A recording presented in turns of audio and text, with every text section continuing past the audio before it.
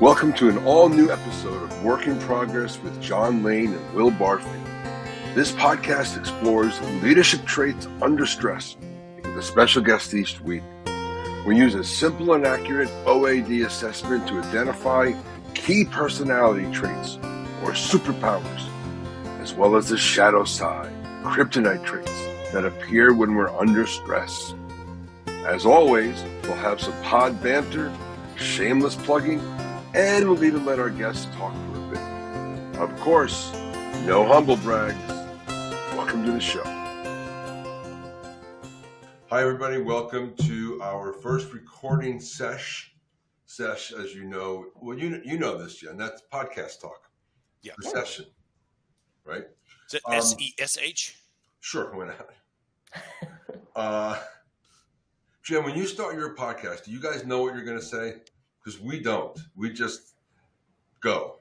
We do. We have a little bit of a script, but in our script, it's like Jen and Melissa vamp for a while. So part of it we don't know. But did you say vamp? We did. I like vamp. Oh, vamp. We say banter, but I like vamp better. Yeah. Anyway, welcome. It's our first recording sesh of 2025. It's cold in Raleigh. I guarantee you this. I don't know. I can't guarantee the future. I can guarantee this. When your episode comes on, we're going to be complaining that it's too hot. Will? You want me to laugh? Yes. Oh. Oh. We're a little rusty. It's the first one in a while. It'll be warm weather. All right. So now we have some banter. I wrote some notes.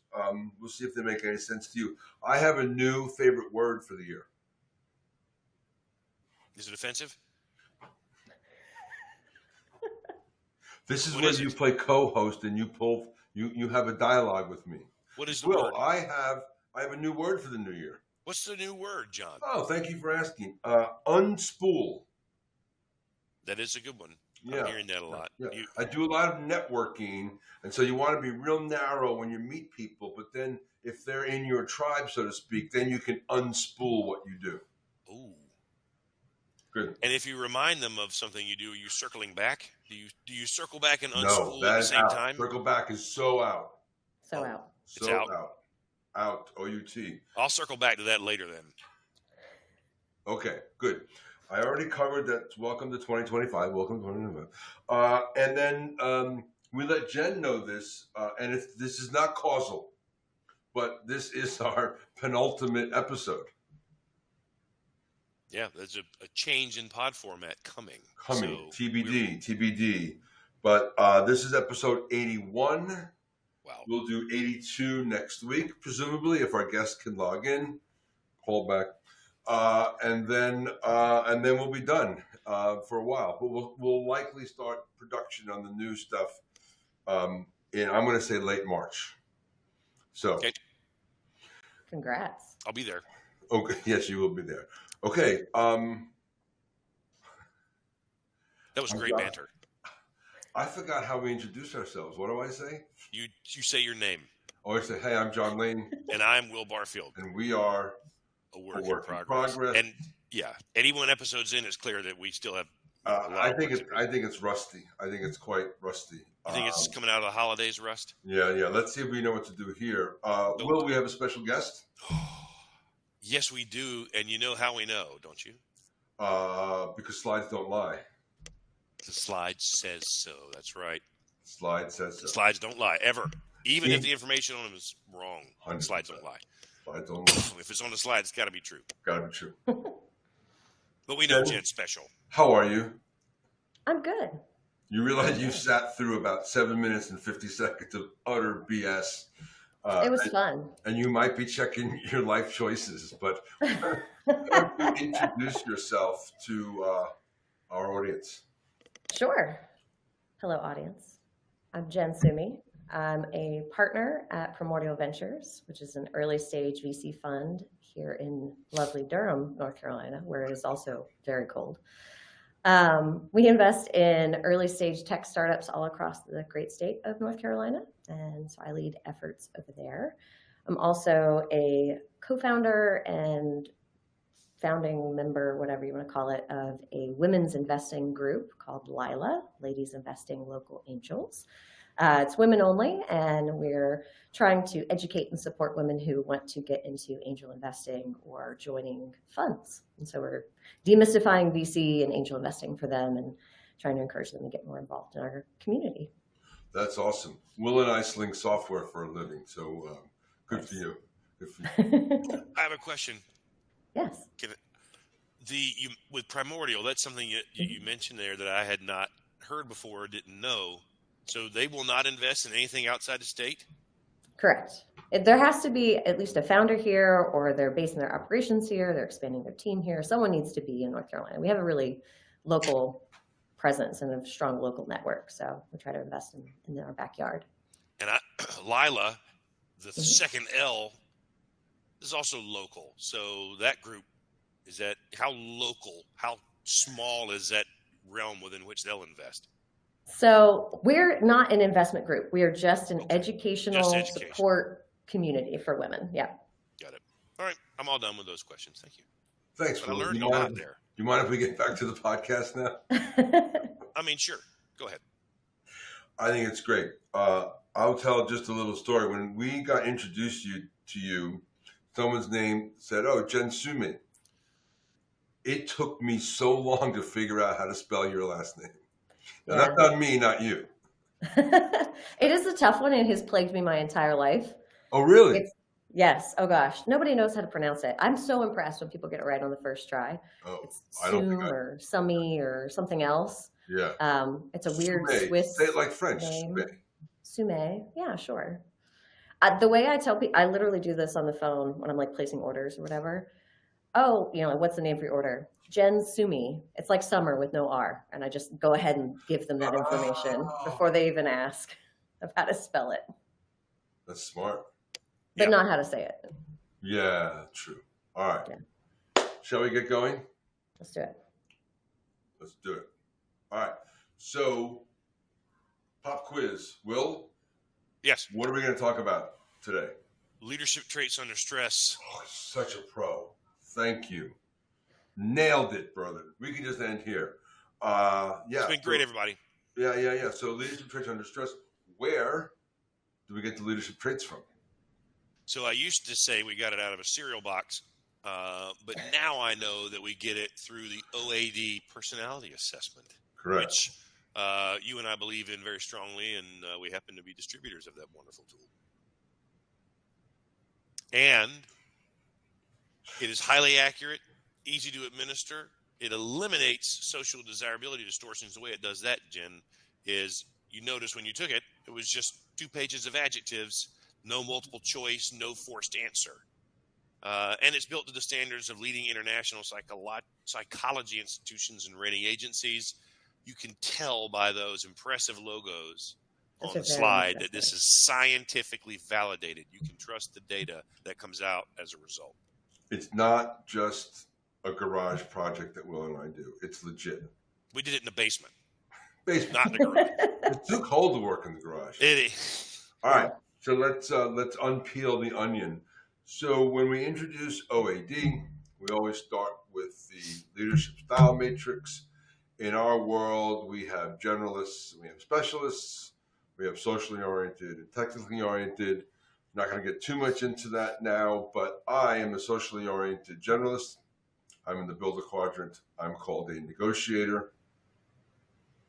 Will, which is me, I'm technically oriented generalist. So John and I share the generalist traits, but I'm more on the technical side. And I'm an architect. I'm a developer. So I'm very happy to have another architect on the show. Right. We don't have that very often. We don't get that many. Oh, that's cool. Yeah. So welcome to Cool Town. Yeah. This is the cool side over here. That's correct. That's true. I will give you that. Okay. So. Question time. Jen, how does it feel to be reduced to a 2-dimensional data table? Well, I'm going to unspool this a little bit. Oh, that was well played. Just like she's done podcasts before. It's funny. I love these sorts of assessments because they simplify things to a point where you can have start a good conversation about it. But I know just from taking a lot of these and studying psychology that this is not all of who I am, and I don't strictly fit in this box all the time. So it's a great place to start a conversation. That's how I feel about it. Great. Thank you for that.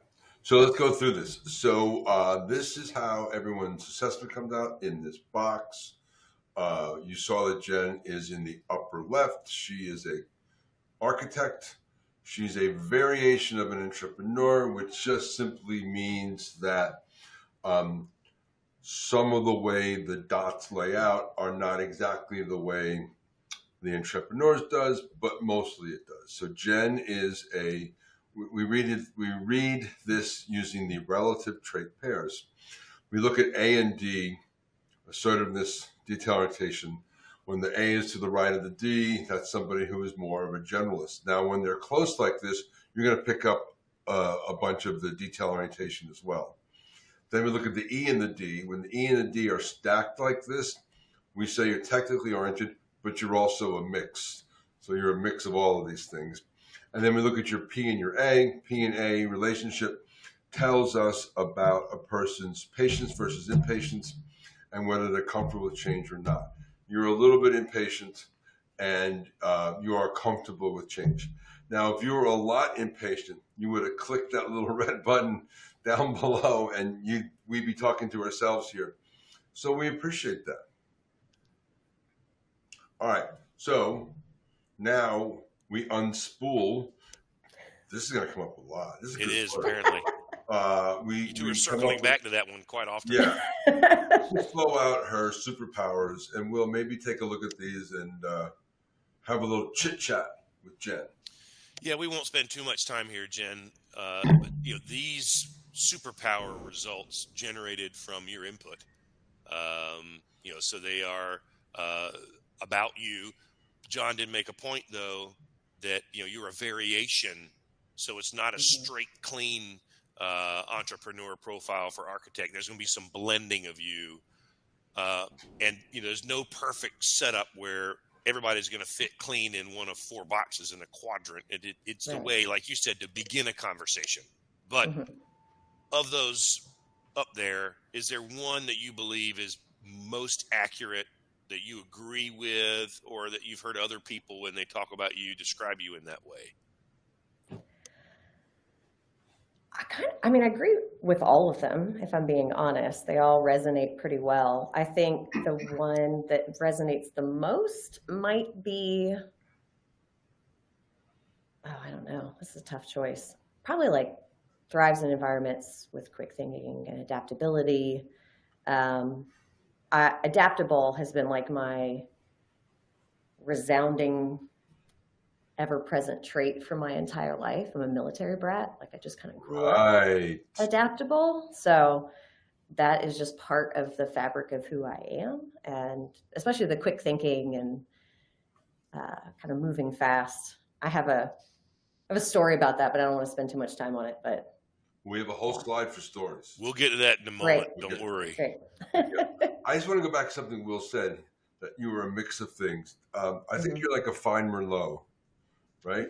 Little bits of, and I don't know if it's Merlot or not, but I just wanted to get that. I wanted to shove that joke in the middle of Will's slide. You're a good red blend. Mm-hmm. Good red blend. Yeah. I love red blends. Speaking of wine, which I may need right after this podcast. Who isn't? On this kryptonite side, right? Stress, we're talking about leadership traits under stress. Stress happens. Stress happens at work. Stress happens with some of the volunteer stuff that you do, extracurricular, family, what have you. Which of these, which is the inverse of your strengths, which of these weaknesses or kryptonites do you align with the most, feel is most accurate? Again, if they're all three pretty close, that's cool. But if you were going to put a pin in one of them, which one would you pick?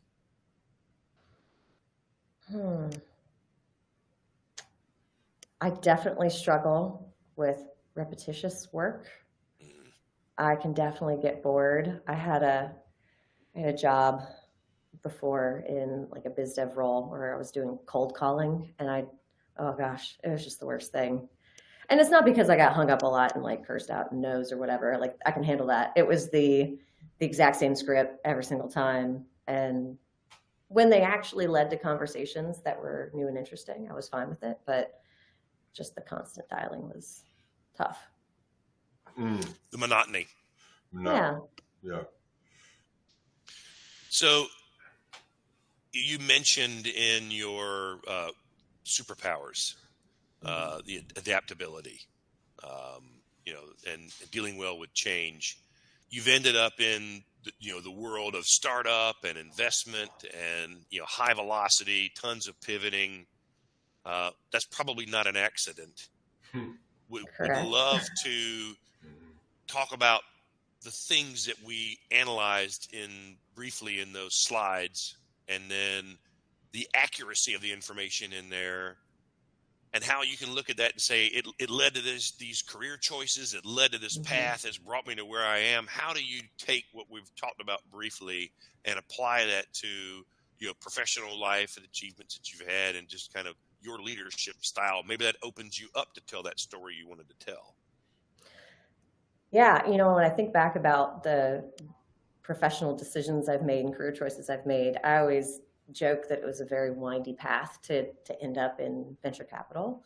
And it was for me, because I started in earnest in digital marketing. I was at an agency, and I love marketing. I love I think it speaks to that generalist, technical oriented. I was doing search engine optimization, and some of it was repetitious, which I didn't love. But whenever it was, I would find a way to like automate the boring parts and then, not waste my time on it basically. And then add the color and flavor to my like SEO website reports or whatever. And that was fun. And the other thing I liked about working in agency was that I got to work with a bunch of different clients, a bunch of different industries. I was always learning. I had to ask a lot of questions, got really good at interviewing folks and understanding their problems, things like that. I kind of worked my way into tech startups at a company called Windsor Circle back in the day, in like 2015. And yeah, loved them so much. And they were great leaders, and I loved the way that they could like focus a group of people around a single vision, but give us autonomy to find a way there. Like we're all rowing the same direction. We knew the values of the company. We could live those values really well. But we were given autonomy to figure out the best way to get to that goal. And everybody was moving fast, and we were trying new ideas. It's that fail fast, learn, iterate, move forward mentality. And that really jived with that adaptability, quick thinking, let's test it out, move forward, especially the technical aspect of like, let's do an experiment here. Okay, that didn't work. Let's try a variation of it next time. Ooh, that's better. Let's double down on this. And, I just loved that group of people. And I felt like I'd found my tribe in the entrepreneurship startup world. Joined a bootstrap startup, went back, got my MBA, tried to do my own company.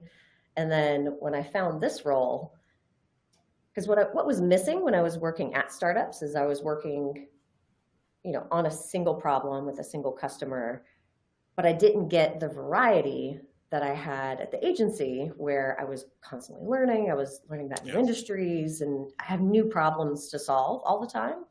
I was just fine. I was going deep on a problem rather than wide, which is maybe like the generalist, like specific. What is the other side of generalist? Specialist, yeah. So maybe there's that. And so then when I found this role, this gives me the best of both worlds. I'm still in entrepreneurship. I get to support all these companies, but they're in a bunch of different industries. I have to learn their unique business model, understand their problems that they're solving for their customers. So I get to constantly learn and be presented with new things, new problems that need solutions and strategies around them. And then also I get to evaluate a lot of different companies that are, you're comparing apples to oranges a lot of the time. And I always think that that's more fun than comparing apples to apples. So it's really interesting to see this and kind of reflect back on my windy path to this role, which I do feel like is just so perfect for me. Well, life opens windows, and you meet people, and you have experiences, and you have the opportunity to try new things based on, the path that you've been on. Not everybody's willing to jump through those windows. Not everybody's built to be an entrepreneur or start their own business or take risks or be in startup. But, your traits kind of say that you're here on purpose. This was kind of the end game for you. You were meant to land here. I like that. And I, like most things, entrepreneurs can come from any of the quadrants, but the traits that make them successful also hold them back. And if they're not aware of that, which most aren't, we've talked about that, they get caught in blind alleys and other stuff that they can't get out of because they don't have an understanding of themselves and the team around them. And you're aware of yours, so you won't do that. I'm definitely aware of I'm a direct and factual communicator. That one I had to learn very quickly to smooth out maybe some rough truths early on in life. Well, also, you learn that very quickly in the agency life because your job is to do your job well, but it's also to keep the client happy, right? Yes. An unhappy client, even if they're well served, is not going to be a very long-lasting client. So just saying things very directly, factually, straight out of the cannon, while accurate, will get you a talking to after the meeting. Well, it depends, though. I feel like some clients really want and prefer like a straight shooter, direct communication. You just have to understand the style that resonates with them and then deliver what it is, the information they need in the way that makes them comfortable. Yeah, it's great. So knowing your traits, net positive. Knowing John and Will, net positive. Not all positive by any stretch. The John part positive for sure. Net positive. So Jenn, we started talking about this months and months ago. I think we had coffee in Durham. Is that right? We did. Yeah. It was warm then. The leadership triangle thing, and then I came and saw you before. I think that's what it was. Was I in a sling then?